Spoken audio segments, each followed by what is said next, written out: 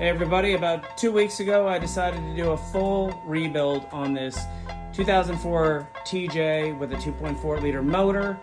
And I'd like to take you through the journey. I've never done this before, but I'm pretty excited about it. And I'd like to take everybody on it. I'm not a mechanic by any means, but you know, I like to tinker, I like to learn.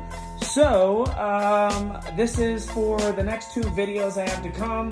I've done a very tiny amount, which is taking off the side fenders, the air box, and the air intake. Other than that, I have done nothing, and I want to take you all on the journey to watch and see how fun this is going to be.